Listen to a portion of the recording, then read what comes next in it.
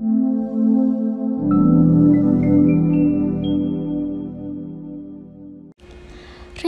penghapusan tenaga honorer di tahun 2023 terus menjadi perhatian banyak orang. Apakah Anda termasuk dalam kategori tenaga honorer yang akan dihapuskan tahun depan? Berikut acuan hukum dan regulasinya.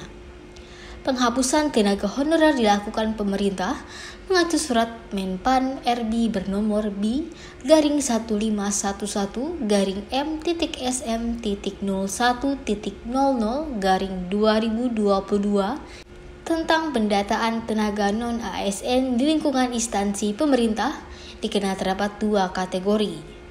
Pertama, tenaga honorer kategori 2 yang terdaftar dalam database BKN dan pegawai non-ASN yang bekerja pada instansi pemerintah.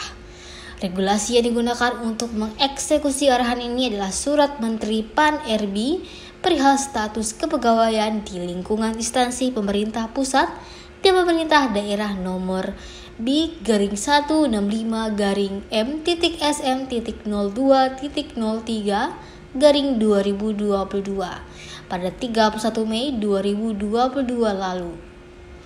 Pada poin 6, huruf B disebutkan menghapuskan jenis kepegawaian selain PNS dan PPPK di lingkungan instansi masing-masing dan tidak melakukan perekrutan pegawai non-ASN.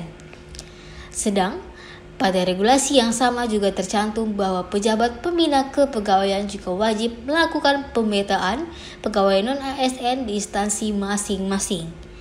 Nantinya yang memenuhi syarat akan diberikan kesempatan untuk mengikuti seleksi calon PNS dan PPPK.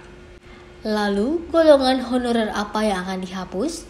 Dikutip dari suara.com, jaringan media itulah.com, pada dasarnya PPK masih diperbolehkan menggunakan tenaga ahli daya untuk sektor tidak krusial. Misalnya seperti pengemudi, tenaga kebersihan, hingga satuan pengamanan. Namun, untuk tenaga yang bekerja menjalankan fungsi administrasi dan praktis di dalam instansi, hal ini tidak lagi diperbolehkan. Pendataan akan dapat dilakukan hingga batas 28 November 2023 mendatang, guna memastikan tidak ada lagi pegawai dengan status honorer di instansi yang dimiliki. Jika masih ada tenaga honorer atau status serupa, maka akan menjadi temuan dan menjadi koreksi untuk bahan evaluasi petugas terkait. Penerapan aturan mengenai daftar tenaga honorer yang dihapus tahun 2023 ini akan dieksekusi secara bertahap sesuai dengan arahan dari pemerintah dan dinas terkait.